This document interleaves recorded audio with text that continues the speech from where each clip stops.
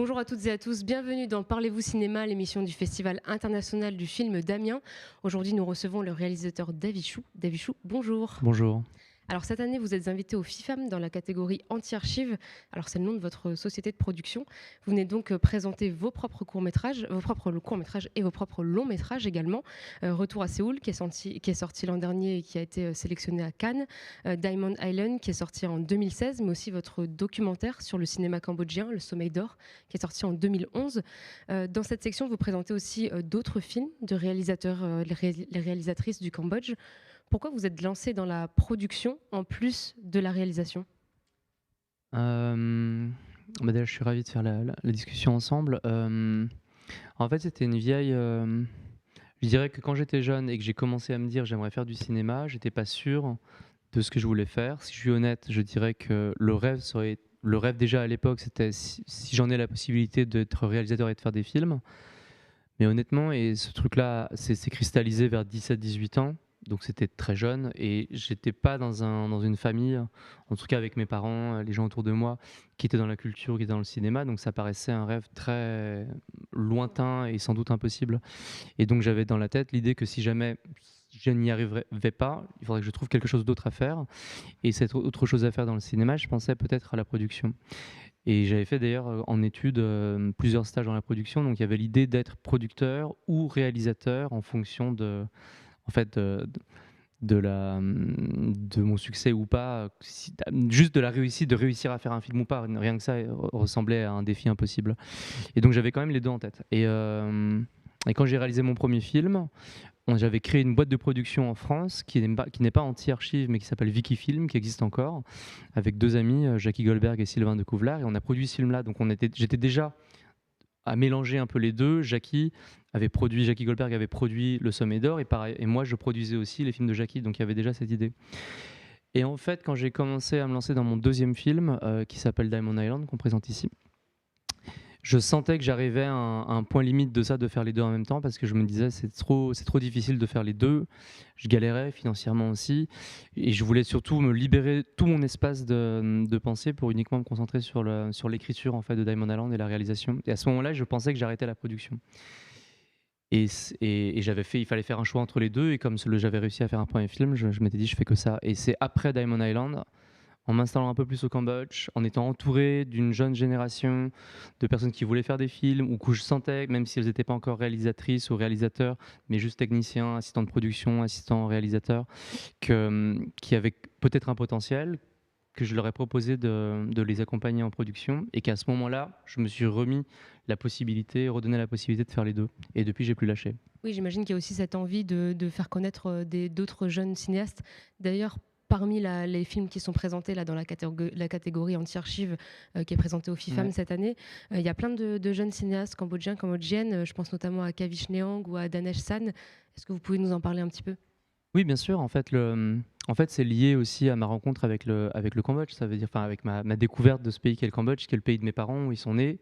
Ils sont arrivés en France en 73 et moi je suis né en France et je connaissais rien de leur pays d'origine. Et c'est en y allant pour la première fois, en y vivant au moment où je faisais les recherches pour Le Sommeil d'Or, donc 2009-2010, que j'ai rencontré cette jeunesse-là, dont certaines personnes que vous avez citées, comme Kavitch par exemple, que j'ai rencontré dès la première année quand je faisais un atelier vidéo à Phnom Penh, la capitale du Cambodge. Et, et en fait, c'est au contact de ces personnes-là, au contact de ce que je considérais comme étant leur potentiel, leur talent, quelque chose, quand on regardait des films ensemble, on en discutait tout le temps, la réalité aussi, leur réalité du Cambodge contemporain que je voyais pas dans les films, et qu'à ce moment-là, je me suis dit, si jamais ils avaient la possibilité de faire des films, je pense que ce serait intéressant. Et donc c'est là donc c'est pas tellement l'idée d'aider les jeunes, c'est pas ça, en tout cas comme ça que je me pose la question. C'est des gens qui sont déjà proches de moi, que je respecte en tant que personne, mais aussi en tant qu'artiste, et en se disant, mais en fait, avec l'expérience que j'ai de producteur, notamment en France, avec peut-être aussi les contacts que je peux avoir de mon expérience en France et internationale, peut-être qu'il y a quelque chose à faire, ou les accompagner leur permettrait que leur film existe, quoi. Donc c'est vraiment ça l'impulsion, je dirais, au départ. Justement, les cinéastes qui sont sélectionnés, en tout cas cette année, pour la catégorie anti-archives, ils Oui. sont tous assez jeunes. Elles ont entre 30-40 ans. Voilà, leurs films évoquent souvent aussi la jeunesse au Cambodge actuellement. Pourquoi ce thème récurrent de la jeunesse? C'est lié à l'histoire du pays. Ça veut dire qu'en fait, le Cambodge est un pays. Tout ce qu'on connaît du Cambodge, qu'on le connaît de près ou de loin, c'est ce qui est arrivé de dramatique entre 75 et 79, le génocide Khmer Rouge. Et en fait, cet événement a plongé le pays dans les ténèbres et aussi beaucoup en arrière. Et donc le seul cinéma qu'on connaît internationalement, ce serait le cinéma de Ridipan, notamment le cinéaste cambodgien, grand cinéaste qui est aussi passé par la France et qui a dédié sa carrière et sa vie à la documentation notamment de l'histoire tragique du Cambodge et des conséquences de ça.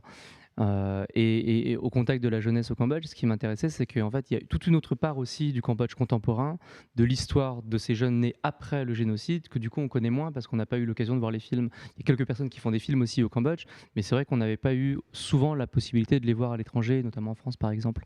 Et donc, c'est pour ça que c'est souvent des jeunes que je produis, parce que c'est précisément ceux et celles qui n'ont pas raconté leurs histoires et qui, à mon avis, ont des choses à raconter. Pour revenir un peu sur votre métier donc de réalisateur, mais surtout Ouais. de producteur. Donc en 2009, vous avez lancé votre boîte Viki Film, comme vous disiez. Oui. Et ensuite, en 2014, Anti-Archive. Du coup, Viki Film existe toujours. Oui. Ouais, donc les deux existent. Et aujourd'hui, 10 ans plus tard, en 2023, quelles sont les évolutions du métier de producteur, selon vous? Les évolutions. Dans un pays comme le Cambodge, il y a une forme de nécessité cruciale qui est qu'il y a très peu de producteurs en fait. C'est pas un métier qui est très connu et surtout, il y a le cliché qui existe déjà en France, mais au Cambodge encore plus, on imagine que le producteur, c'est le type qui a plein d'argent et qui du coup va signer un chèque et produire un film. Or, j'ai pas plein d'argent, mais surtout le métier de producteur n'est plus le même et il est plutôt le rôle de quelqu'un qui va trouver un talent, croire en lui et ensuite trouver les moyens de faire le film, y compris trouver l'argent. Donc quelqu'un qui va vraiment convaincre des personnes de donner de l'argent d'investir de l'argent sur un film pour le réaliser. Et ça, c'est une position qui n'est pas très connue au Cambodge, et notamment dans un pays où l'industrie du cinéma, à cause encore une fois de l'histoire, a été plongée dans les ténèbres. Tout a été à rebâtir, et c'est encore aujourd'hui une industrie très fragile, très naissante, avec peu d'acteurs, peu de réalisateurs, peu de production. Et donc le rôle du producteur est crucial parce qu'il est aussi de voir, on parlait de la jeunesse de ces jeunes cinéastes cambodgiens, de voir que ces histoires-là, dont on pourrait penser qu'elles intéressent personne, en fait, il faut croire que ça peut intéresser des gens et il faut croire qu'on peut réussir à réunir de l'argent et à monter une équipe et ensuite travailler pour que ces films soient vus. C'est un peu ça aujourd'hui pour moi le métier de producteur. Et après, dans ma position particulière où je ne suis pas que producteur mais aussi réalisateur, peut-être qu'il a une relation avec les auteurs qui est un tout petit peu différente parce qu'on parle aussi.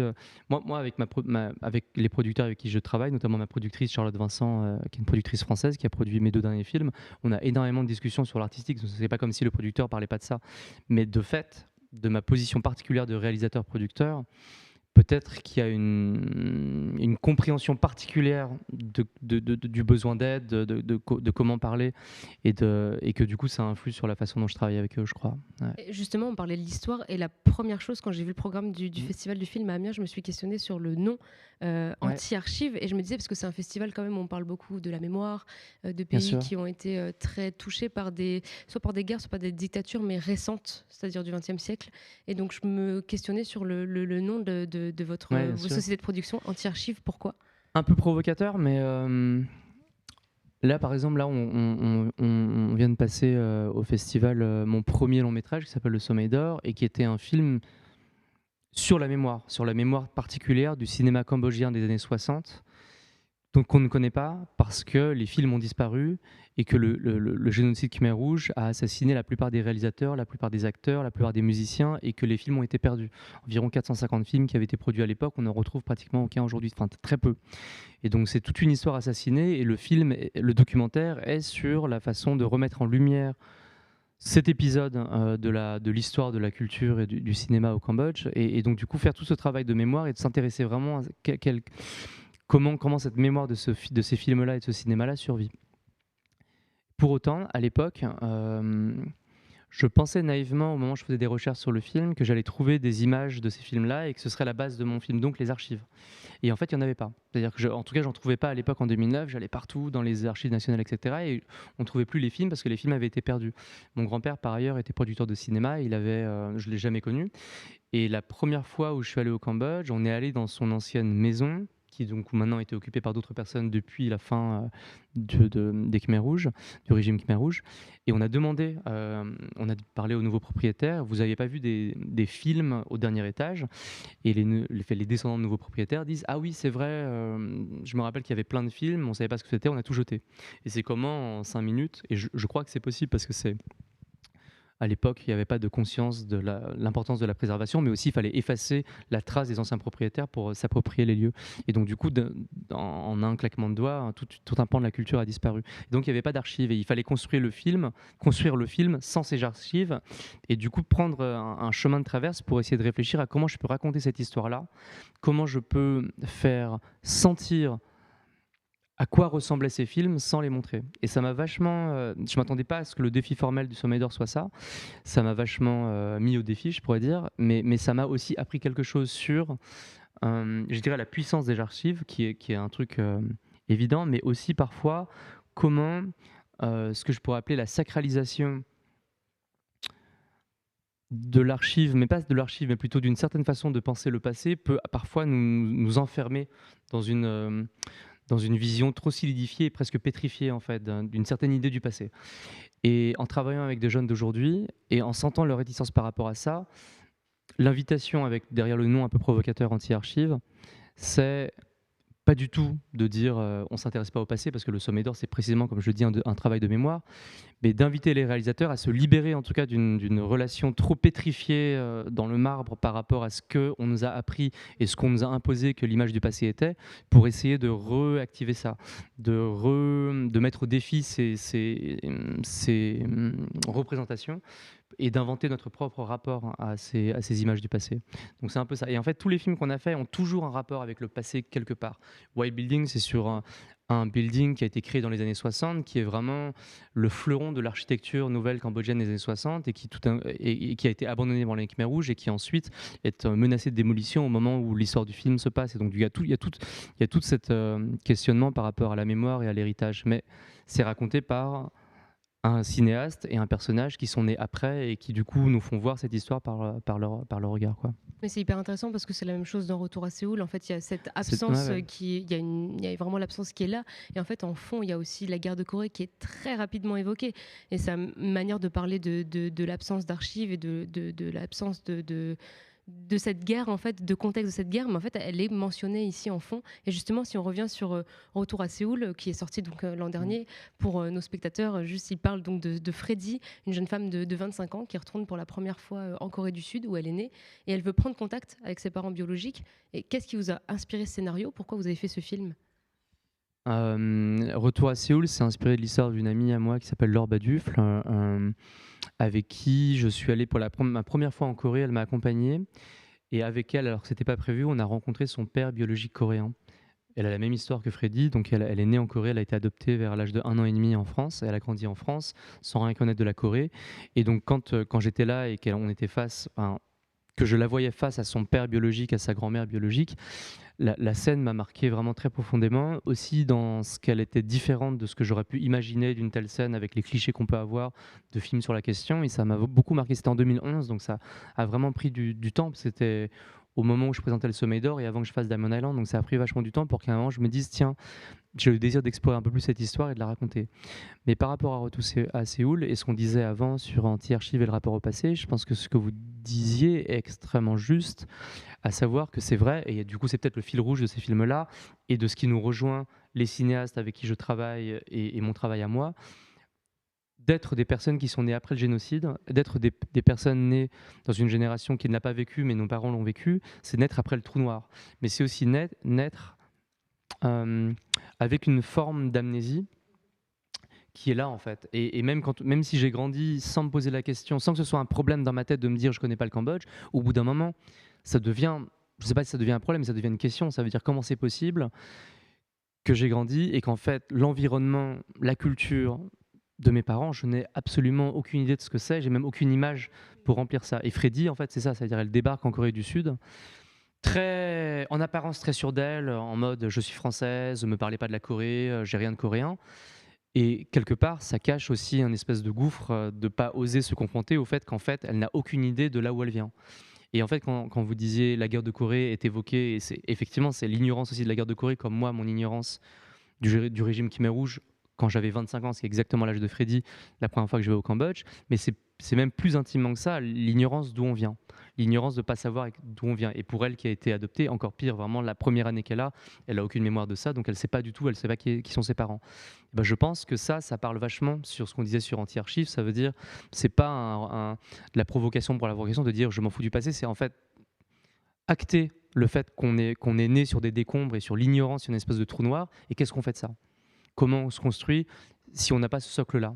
Et on peut très bien, mes amis par exemple, enfin mes amis français qui ont tout un héritage par rapport à leur histoire, à des générations où ils peuvent très bien faire un arbre généalogique et voir exactement d'où on vient en fait avec ces racines-là. Et quand on n'a pas ça, comment on se construit? Et je pense que même un jeune cinéaste ou une jeune cinéaste cambodgienne née au Cambodge, comme c'est le cas pour la plupart des cinéastes d'Anti-Archives avec lesquels je travaille, il y a quand même cette question-là parce qu'il y a tout d'un coup quelque chose qui s'appelle le régime Khmer Rouge qui a cassé l'histoire en deux pendant 4 ans.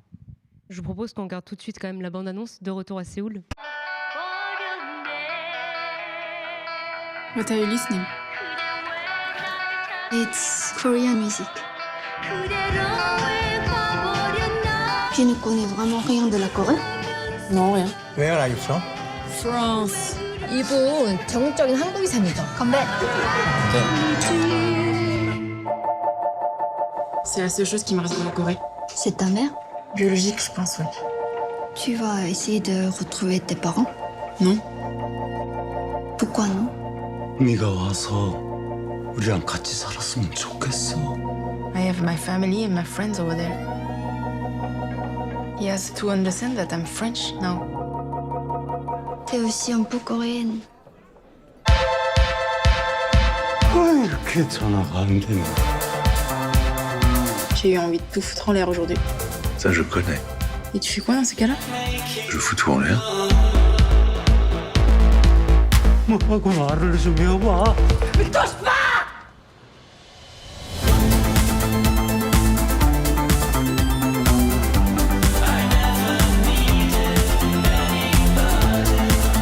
J'ai 27 ans aujourd'hui.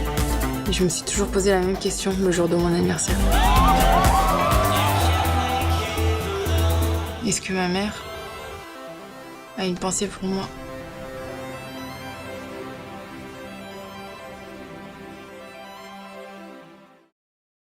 Alors, ce que je trouve intéressant aussi dans ce film, c'est que tout va très vite dès le début. Ouais. Et en fait, on suit le personnage de Freddy au-delà de la Corée et au-delà de la recherche de ses parents. C'est exactement ce qu'on était en train de dire.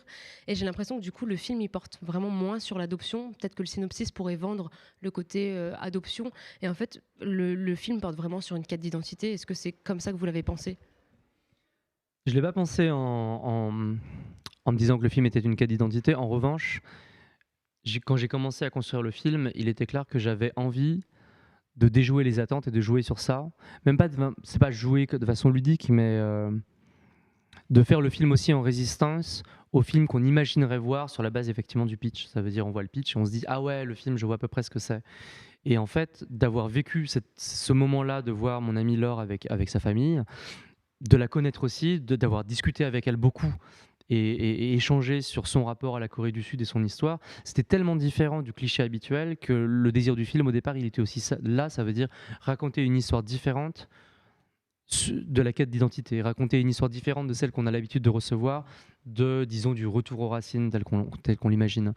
Et ça, du coup, ça s'est reposé principalement sur la personnalité du personnage, inspiré de la personnalité de mon amie. Ça veut dire quelqu'un qui elle-même déjoue les attentes et à chaque fois qu'on pense savoir où est-ce qu'elle va aller, elle prend le virage opposé et elle jouit de nous surprendre et de prendre des directions opposées. Et ça, c'était un principe de fiction qui était hyper excitant, parce que du coup, quand on dit le film va vite, c'est aussi ça, ça veut dire que tout d'un coup, on croit qu'elle va aller là, elle va de l'autre côté, et elle va plus vite que nous. Et ça, dans un film où on pense qu'on va arriver dans des chaussons confortables, parce qu'on sait déjà ce que c'est, ça obligeait, ça brutalisait, si je peux dire, le spectateur. En tout cas, ça lui donne pas ce qu'il attend. Et je trouve que c'est un rapport avec un film, un rapport avec le spectateur qui devient tout d'un coup très excitant. Justement, moi j'ai été complètement plongée dans le personnage de Freddy. Je la trouve voilà, complètement. Elle nous tient en haleine parce qu'elle agit sur des coups de tête, elle adore faire la fête, elle est hyper effrontée aussi vis-à-vis du pays de la Corée en fait. Voilà, elle n'hésite pas à braver les interdits sociaux. Comment est-ce que vous avez construit ce personnage alors de Freddy? Euh, J'ai construit le personnage un peu comme je viens de le dire, ça veut dire sur quelqu'un qui est contre, quelqu'un qui est en résistance, quelqu'un qui va dire non avant tout et qui va et en même temps, quelqu'un, elle le dit en fait au début du film, c'est le monologue qu'elle fait sur le déchiffrage en musique. Quelqu'un qui a une philosophie particulière, qui quand elle ressent qu'elle a peur de quelque chose, elle va aussi le braver. Donc quelqu'un aussi qui ose aller dans les zones de danger. Et c'est vraiment comme ça que le personnage est construit. Ça veut dire que quand il faut pas aller quelque part, elle y saute à pieds joints et advienne que pourra. Et si on s'intéresse, disons, à la psychologie du personnage, on pourrait voir ça aussi comme quelque chose né de son trauma. Ça veut dire quelqu'un... on pourrait le voir ça sur le prisme de la dynamique par rapport au contrôle. Ça veut dire le contrôle et le chaos. Et Freddy, quelqu'un d'adopté, c'est quelqu'un qui précisément, au tout début de sa vie, n'a absolument pas contrôlé ce qui lui arrivait et qui a été envoyé dans un pays inconnu. Et ce mouvement et cet événement originel qui a décidé d'énormément de choses dans sa vie, c'est pas du tout elle qui l'a décidé. Et ça s'est décidé comme ça sans elle. Et donc du coup, ça veut dire une perte de contrôle originelle. Et donc je vois dans le film, je peux voir comment Freddy est un personnage qui, au-delà de comment dirais-je, de son apparence chaotique, c'est quelqu'un aussi qui garde le contrôle sur les choses et qui, quand elle sent que le contrôle lui échappe, quand elle sent qu'elle est en danger, sa façon d'y répondre, c'est de renverser la table, de créer le chaos, parce que c'est sa façon à elle de garder le contrôle. Et je pense que c'est comme ça aussi qu'on a construit le personnage. Ça veut dire tout le temps... Il y a des gens il y a des spectateurs qui la trouvent agressive, peut-être qu'elle l'est, mais pour moi, c'est une agressivité qui est presque un instinct de survie par rapport en fait à son trauma originel et son essence de personne adoptée. En plus là, dans un contexte particulier, même si sa personnalité reste la même, j'imagine en France, mais dans un contexte particulier où elle s'est vraiment mise en danger de retourner, même si elle le dit avec le sourire et qu'elle n'en est pas affectée, mais de retourner dans le pays des origines dont elle ne connaît rien. Ouais, c'est vraiment pas de l'agressivité pour moi, en tout cas, peut-être pour certains spectateurs, mais pour moi, c'est vraiment plutôt, elle est effrontée, quoi. Et je la trouve pas agressive dans le sens où elle est quand même très émue. Alors, je veux pas trop spoiler le film, mais à certains moments, elle est quand même très émue. Elle sait aussi avoir de l'affection pour les autres. Donc, je la trouve pas si agressive. Je la trouve pas tant agressive que effrontée. Et oui, cette envie de retourner la table, comme vous dites très bien, ce côté chaotique.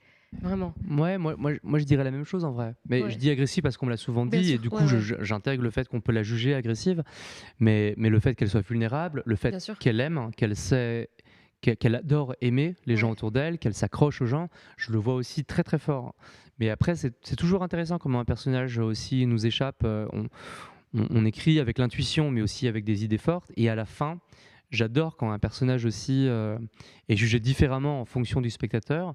Ça raconte quelque chose plus du spectateur que du personnage, tu vois. Et c'est sur Freddy, mais c'est sur plein d'autres personnes. Moi, je pense à Maxime, par exemple, le copain français de Freddy dans la dernière partie.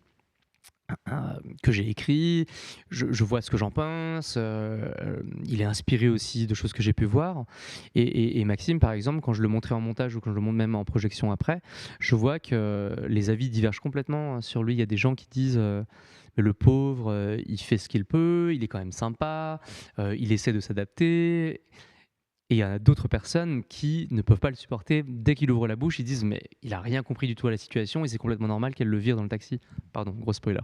Et du coup, moi, ça me passionne ça. Ça veut dire que déjà, donc ça veut dire aussi la difficulté de créer un personnage qui puisse être jugé différemment. Donc ça veut dire aussi les rendre vivants, même si j'ai ma propre vision du personnage. À un moment, quelque part, il faut leur donner vie et ils ont la liberté d'être jugés différemment, mais aussi je pense en fait que ça dit plus quelque chose du spectateur dans sa façon de juger le personnage que du personnage ou du réalisateur lui-même, quoi. Mais typiquement, Maxime, je trouve qu'on veut pas non plus le juger en bien ou en mal. En fait, je trouve que moi, je suis dans l'entre-deux, en mode, je l'ai trouvé hyper intéressant comme personnage parce que je trouve qu'il la soutient et que oui, enfin, au tout début, on a beaucoup d'affection aussi pour lui et au fur et à mesure, je le trouve aussi dérangeant. Mhm. Donc, je pense j'ai eu du mal à choisir. Par contre, il y a autre chose qui m'a marqué Ouais. dans Retour à Séoul, c'est la lumière. J'ai trouvé que les plans étaient vraiment très beaux. Il y a beaucoup de contrastes, beaucoup de scènes de nuit, il y a vraiment des images qui sont très graphiques, très construites. Pourquoi ce choix esthétique? Euh, Bah, il y a un rapport enfin, je dirais pas l'esthétisation, mais je sais pas quel mot utiliser, mais en tout cas hum, sur le visuel, en tout cas sur le travail visuel qu'on a fait avec le chef opérateur Thomas Favel et le chef électricien Bertrand Prévost, où ça fait plusieurs films qu'on fait ensemble, et, et de travailler le style du film, travailler l'image du film, de travailler disons, le bon équilibre entre réalisme. Ça reste un film réaliste, on n'est pas dans un film de genre dans le traitement, mais c'est pas non plus un film purement naturaliste dans sa forme qui va juste prendre le réel, mais il y a une vraie construction, disons, visuelle par rapport au film. Et c'est ça qui m'intéresse le plus. Et donc je sais pas de quel choix de lumière on parle exactement, mais on s'est beaucoup posé la question avec le chef-op, mais aussi avec la personne qui fait les talos, Yannick Villeman, du grain du film. Du grain du film, ça veut dire comment représenter les peaux et quelle douceur ou dureté on voulait mettre à l'image. Et à un moment, on a fini par trouver, mais c'était un pari risqué, d'oser le mauvais goût. Ce que j'appelle mauvais goût, et je ne sais pas dans quelle mesure les gens après voient le film, ils le voient ou pas, mais par exemple, si on regarde un film américain, il est souvent éclairé de la même façon, où les lumières sur les visages, et notamment sur les gros plans, ce sera toujours les mêmes tonalités chaudes, orange, jaune. Pourquoi ? Parce que c'est ça qui fait ressortir, enfin qui enlève les défauts, et tout d'un coup la peau se retrouve mise en valeur. Et en fait, si vous regardez Retour à Séoul, et notamment dans la première partie, souvent les peaux sont un peu vertes, ce qui vraiment est l'interdit, parce qu'on ne fait pas des peaux vertes parce que ça donne l'impression que les gens sont malades. Ou alors les peaux sont rouges, notamment quand ils boivent, et c'est souvent le cas en Corée, les gens se retrouvent avec des têtes toutes rouges, mais même il y a quelque chose même des aspérités de la peau, des problèmes de peau et tout qu'on a ressorti à l'étalonnage. C'est une façon d'éclairer, mais après c'est aussi des réglages à l'étalonnage. Et ça m'intéressait, pas pour rendre les gens moches, c'est pas du tout l'idée, je pense pas qu'ils le soient, mais c'est que tout d'un coup, et ça crée quelque chose de vérité, mais ça rend les choses vivantes en fait. C'est comme si tout d'un coup, on cherchait la vibration. Et donc je pense que le travail de l'image, de la lumière, c'est pas qu'un travail esthétique, même s'il y a une construction, notamment une progression de partie en partie, où si on est attentif, on voit que les couleurs sont un peu différentes, et qui, pour moi, traduit un rapport de Freddy à son environnement qui évolue de partie en partie. Mais il y avait quelque chose de toujours essayer de chercher la vie, parce que ça m'intéresse ça veut dire à la fin, Freddy, c'est un personnage extrêmement vivant, qui est mu par énormément de force et d'émotions contradictoires, et qu'il faut saisir cette espèce de vibration presque vitaliste et de survie, encore une fois, du personnage et chez les autres personnages. Et ça, on a beaucoup travaillé pour que ça ressorte, parce que le rouge, c'est le sang dans les joues, par exemple. Donc toujours aller chercher le vivant, même si parfois on s'éloigne un peu du code habituel de qu'est-ce que serait la beauté au cinéma. Cette année au FIFAM, on peut voir en plus de Retour à Séoul, donc vos deux autres longs métrages, donc Ouais. Le Sommeil d'Or et Diamond Island. Je me posais une question aussi. Alors, je sais très bien que voilà, fiction, documentaire, c'est un grand débat au cinéma, mais vous êtes passé quand même du documentaire entre guillemets pur et dur, Le Sommeil d'Or, à de la fiction, Diamond Island, puis ensuite Retour à Séoul. Pourquoi ce changement ? Pourquoi ce changement ? Je pense que mes fantasmes de cinéma m'ont toujours plus amené à imaginer de la fiction. Et quand à un moment où j'ai fait Le Sommeil d'Or, le sujet s'est imposé. Ça veut dire qu'il y avait ce sujet du cinéma cambodgien, qu'il y avait les personnes que j'ai rencontrées qui étaient âgées et qui n'avaient jamais parlé de leur histoire. Et donc il y avait cette espèce de nécessité, de sentiment d'urgence, on va poser la caméra, on va les enregistrer, ils vont raconter leur histoire et il faut filmer ça. Donc le documentaire s'est un peu imposé. En revanche, en réalité, je trouve qu'en prenant un peu de recul sur mes films, c'est souvent plus mélangé qu'il n'y paraît. Ça veut dire que Le Sommeil d'Or, c'est un documentaire, Mais il y a des scènes qui ressemblent vachement à des scènes de fiction quand on est dans les vieux cinémas et qu'il y a beaucoup de travelling et beaucoup de lumière justement, et c'est le même chef opérateur qui a fait la lumière. Tout d'un coup, les gens peuvent se poser la question de mais attends, c'est un documentaire ou quoi? Ils étaient combien? Et on était assez nombreux, on était 15, ce qui sur un documentaire, parfois on le fait à 3 personnes, pas toujours, mais ça peut arriver. Et là, dans ces scènes-là, on était 15 dans des moyens de fiction parce qu'il y avait lumière, travelling, etc. Et ça m'intéressait parce que c'est un film sur le cinéma, Le Sommet d'Or, sur un cinéma disparu. Donc utiliser des moyens du cinéma pour raconter cette histoire sur le cinéma, ce documentaire. Donc il y avait une partie de fiction, et même la façon dont je mets en scène quelques jeunes dans Le Sommet d'Or, dans quelques séquences, c'est du documentaire, mais il y avait quelque chose qui ressemblait un peu à de la fiction. Et à contrario, dans Diamond Island, qui est donc le film que j'ai fait en 2016, qui est une histoire d'un jeune ouvrier cambodgien qui part de la campagne pour venir travailler sur des chantiers futuristes de construction à Phnom Penh au Cambodge.